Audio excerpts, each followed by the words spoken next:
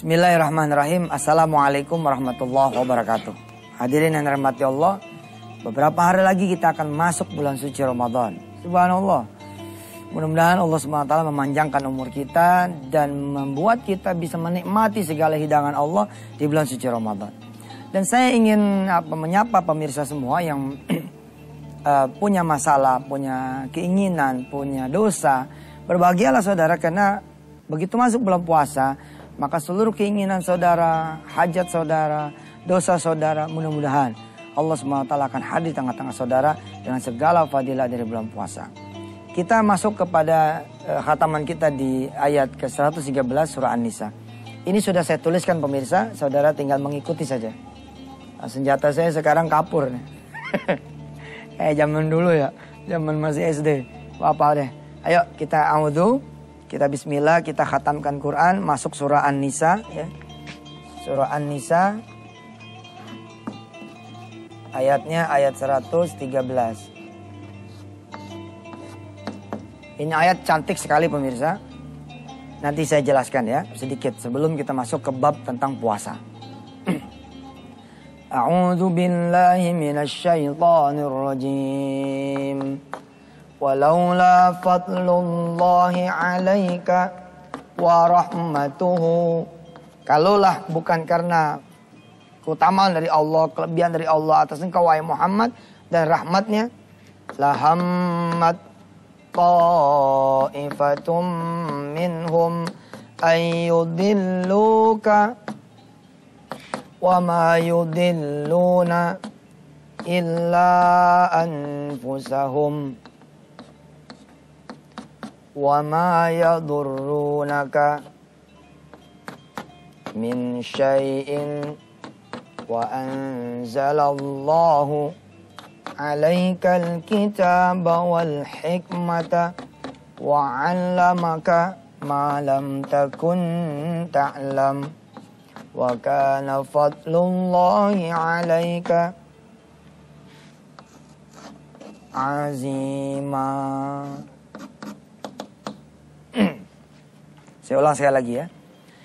Walaula fadlullahi alaika wa rahmatuhu lahammat ta'ifatum minhum ayyudilluka wa ma yudilluna illa anfusahum wa ma yadurrunaka min syai' wa anzalallahu alaikal kitaba wal hikmah wa 'allamaka ma lam takun ta'lam wa kana fadlullahi 'alaika 'azima. Di luar sana, di konteks terkini ya tentang ayat ini, tentang surah An-Nisa ayat 113 ini. Ini ayat ini memang kepada Nabi besar Muhammad sallallahu alaihi wasallam. Tapi jangan lupa oleh Nabi Allah Muhammad dan Allah SWT sendiri yang menurunkan wahyu ini, ayat ini diwariskan kepada kita, kepada umatnya Muhammad. Artinya apa?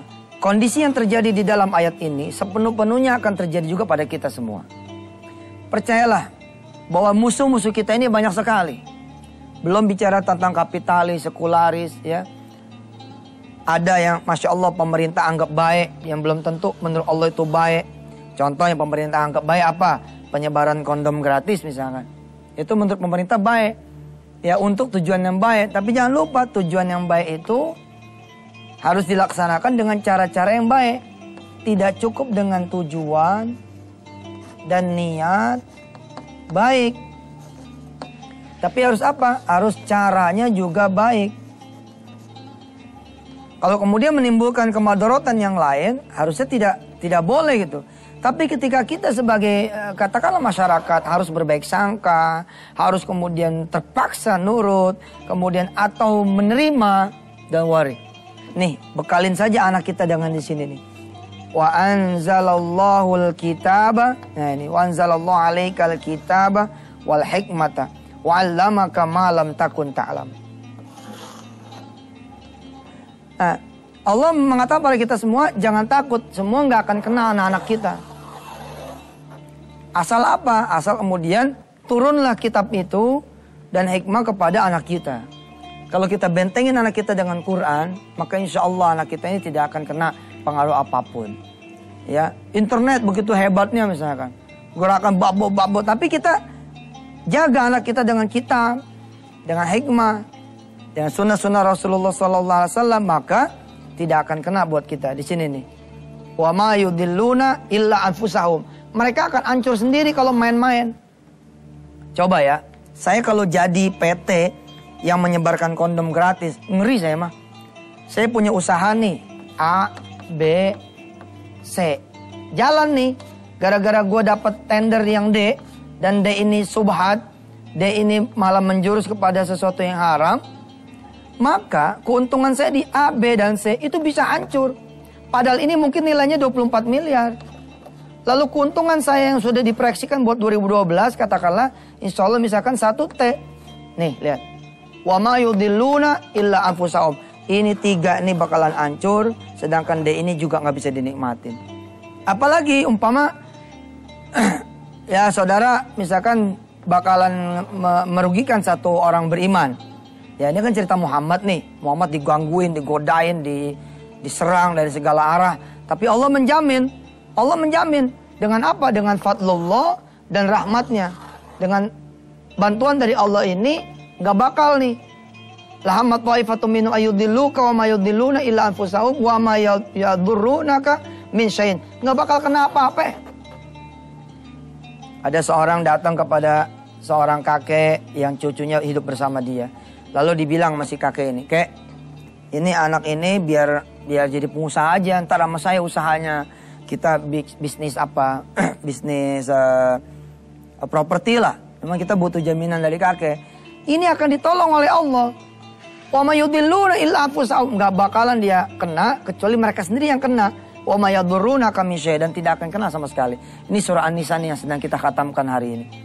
Ini menjadi ayat yang melegakan para orang-orang tua bahwa insya Allah anak-anak kita tidak akan apa-apa. Asal kitanya betul-betul memperkuatnya di sini. Berjuang loh, berjuang loh. Kita khatam Quran kita nih udah sampai surah An-Nisa ayat 113. Ini dia. Lindungin nih anak-anak kita dengan kitabullah, dengan hikmah, dengan pengetahuan dari Allah, maka dia akan selamat. Nah tadi ya si kakek ini didatangin sama si calon penipu. Allah Subhanahu wa taala bilang nggak akan pengaruh nih yang nipu. Selama apa? Selama Allah berkenan menjaga mereka dengan rahmatnya dan dengan fadlullahnya. Dan mereka sendiri menjaga dirinya dengan apa? Dengan kitabullah dan dengan hikmah.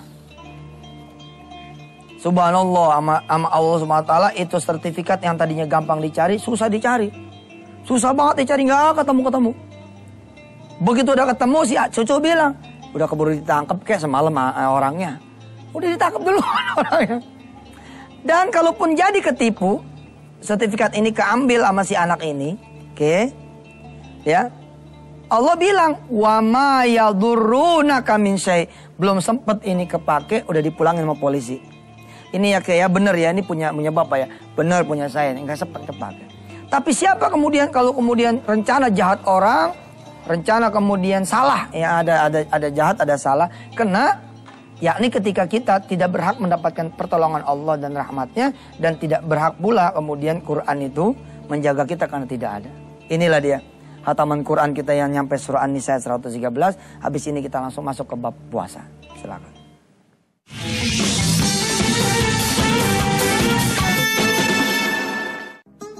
Alhamdulillah pemirsa, saya akan membawa saudara semua ke periode saya di tahun 97-99. Ketika itu saya menemukan diri saya sedang ada di dalam masalah. Problem. Lalu ketemu yang namanya puasa. Saya saat itu ya ketemu apa saja perintah dari Allah dan Rasulnya. Ketemu apa saja ya yang Allah dan Rasulnya seru, itu saya gembiranya minta ampun. Benar, karena keadaan saya lagi susah. Ketika kemudian orang tua saya bilang, baca waqiah, nanti kalau udah baca waqiah tuh duitnya bakalan banyak. Ya Allah, saya tuh nerima itu seperti nerima kunci harta karun gitu. Jadi nerimanya tuh kayak orang yang berbunga-bunga gitu. Bukan kayak, memang berbunga-bunga gitu. Nah ketika kemudian saya punya masalah, ketemu nih yang namanya puasa, apalagi judulnya puasa Ramadan. puasa wajib. Ya Allah ya Rob, senangnya saya minta ampun. Kenapa saya senang? Motivasi inilah yang kemudian membawa saya masuk ke dunia puasa begitu atas izin Allah, gegap gempita gitu. Kalau Anda lagi punya masalah, puasa ini Masya Allah. Oke lah, Anda nggak punya masalah. Tapi mungkin Anda punya hajat. Nggak mungkin orang nggak punya hajat. Ada orang nggak punya masalah. Nggak ada masalah. Kerja lagi punya. Terus apa? Gaji lagi gede. Suami istri lagi kerja. Tapi dia punya hajat. Apa hajatnya? Dia pengen punya anak. Pengen punya anak kenapa belum menjadi masalah? Mungkin karena masih 2-3 tahun, 3-4 tahun, 4-5 tahun. Tapi begitu udah ketemu 8-10 tahun, sesungguhnya dia masalah. Ketika dia kemudian bermasalah pun bisa dia naikin menjadi anugerah. Kalau kemudian ketidakpunyaan anak itu menjadikan dia punya Allah. Nah tapi saya bilang gak ada orang yang punya masalah, tapi dia gak punya hajat. Bisa jadi dia gak punya masalah, tapi hajat punya. Contoh pengen mungkin haji orang tua. Apalagi hari begini biasanya orang punya dua-duanya. Masalah punya, hajat juga, hajat punya. Bohong aja dah. Nggak ada masalah lagi rame-rame aja begini. Kalau ngomong berdua mah, Ustaz. Begitu. Saya pernah waktu tahun 2006 ya. Tahun 2005. Saya waktu itu masih naik motor, bos. Masih naik motor. Ada satu pimpinan partai besar di Indonesia ini bilang, ada adik saya lagi punya masalah. Coba dah Ustadz temuin dia. Sebagai Ustadz muda saat itu saya naik motor nih. Datang nih ke wilayah beliau gitu. Di salah satu Jakarta. Dah. Ketemulah saya sama si pimpinan partai besar nih. Terus dia bilang, tuh adik saya kenalin ya. Kenalin lah sama adiknya. Apa kata adiknya? Ini Ustadz yang bisa nyelesain masalah saya. Enggak Pak, saya cuma nganterin Bapak ke Allah aja. Oh iya, masuk akal. Ayo sudah, kita jangan ngobrol di sini, kata dia begitu. Kita jangan ngobrol di sini. Kita ngobrol di mana? Kita ngobrol di rumah saya. Udah, saya ngambil jaket. Apa dia bilang? Kamu naik motor? Iya, saya naik motor. Nggak usah bawa motor. Kita naik mobil saya aja, deket ke rumah saya di sini cuma beberapa blok saja. Ya udah, motor saya taruh. Naiklah saya tuh. Itu mobilnya waktu itu Mercy E260. Saat itu E260 baru, karena Mercy E260 ini keluaran tahun 2005.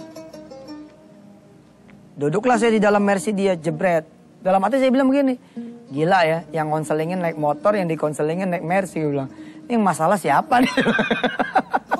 Yang masalah gue gak punya Mercy. Saat itu pemirsa itu tuh, saya dengerin omongan dia. Rupanya dia lagi banyak masalah keuangan sehingga habis hartanya. Kata dia begitu. Habis harta dia, tertinggal apa?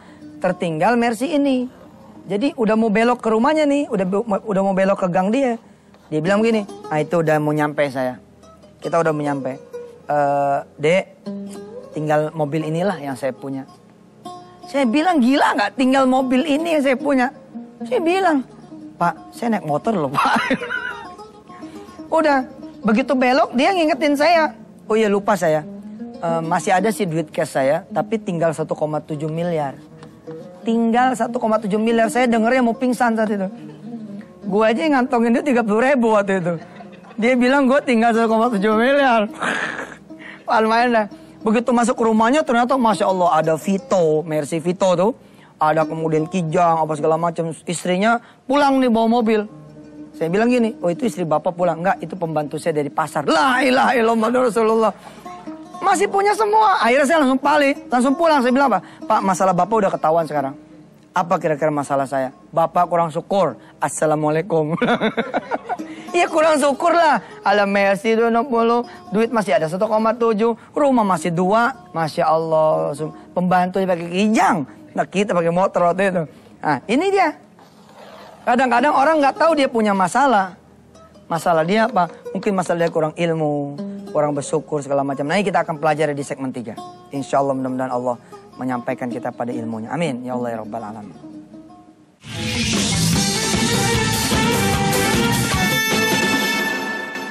Baik pemirsa, saya teruskan ya. Kita masuk hari-hari di mana saya ingin memotivasi ulang diri saya dan pemirsa semua agar masuk puasa ini dengan seperti menanti Piala Euro gitu loh.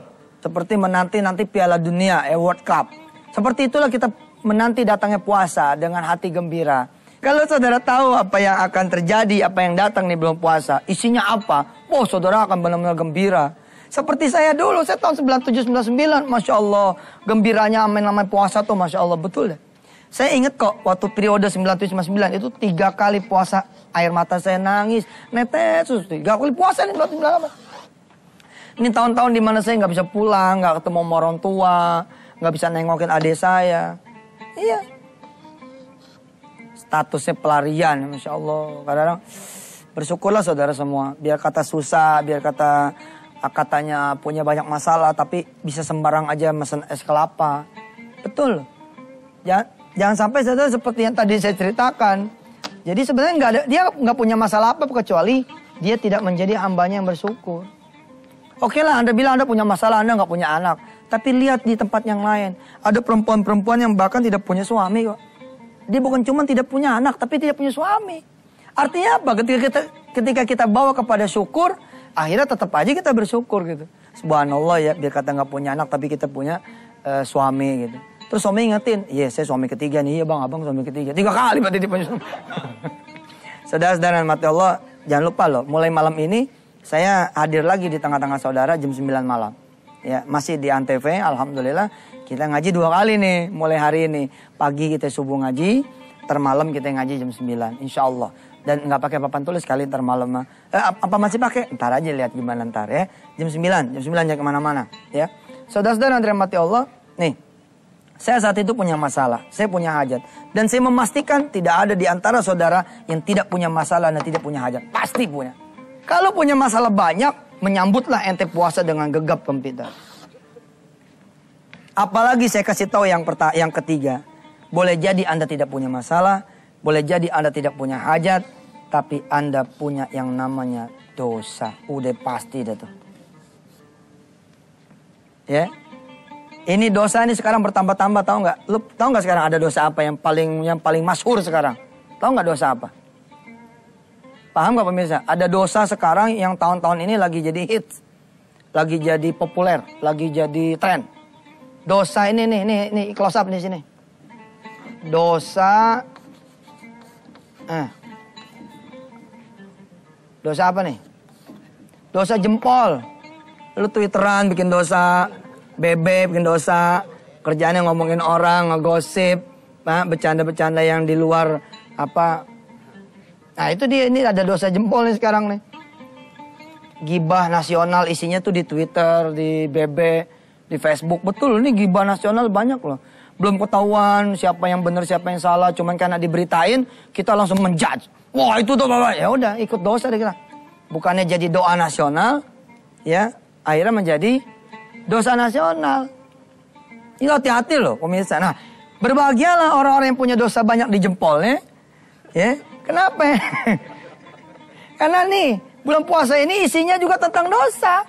Kalau ente punya masalah, ente punya hajat, ente punya dosa, berbahagialah saudara. Kenapa berbahagia? Karena ente datang bulan suci Ramadan. Nih isinya bulan suci Ramadan. A'udzu billahi minasy syaithanir rajim. Ya ayyuhalladzina amanu kutiba 'alaikumus syiyam kama kutiba 'alal ladzina min qablikum la'allakum tattaqun. Wahai orang yang beriman, telah diwajibkan atas kamu berpuasa sebagaimana diwajibkan orang-orang sebelum kamu supaya kamu semua bertakwa. Insyaallah besok kita akan terusin dengan pembahasan yang sudah saya tulis ini. Kenapa kita harus bergembira dengan datangnya puasa? Oh, supaya kita bertakwa. Kenapa tujuan Allah itu bertakwa? Supaya kita kemudian dapat ini. Tapi yang ini kita ngajinya bukan sekarang, melainkan insya Allah besok. Sampai ketemu pemirsa, kita berdoa dulu mudah-mudahan Allah SWT menyayangi kita dan menyampaikan kita pada bulan puasa. Bismillahirrahmanirrahim. Allahumma ya Allah balikna Ramadan. Beberapa hari lagi kami akan sampai di bulan suci Ramadan. Balikna Ramadan. Sampaikan kami ya Allah pada bulan suci Ramadan. Mudah-mudahan Engkau manjangin umur pemirsa semua dan umur orang-orang yang tidak melihat tayangan ini. Mudah-mudahan semua mendapatkan apa yang Engkau janjikan di bulan puasa. Tingkatin iman kami, takwaan kami dan bikin kami yakin bahwa kami bisa berpuasa insya Allah sebagai orang-orang yang kuat, yang sabar, yang teguh. Dan insya Allah mendapatkan ampunan dari-Mu ya Allah. Rabbana 'alaika tawakkalna wa ilaika anabul masir. Alhamdulillahirabbil alamin. Pemirsa, sampai ketemu lagi besok ya. Masih nerusin yang ini. Assalamualaikum warahmatullahi wabarakatuh. Satu lagi sebentar. Jangan ada yang berani ngapus ini ya. Nggak bisa nulis lagi saya. Assalamualaikum.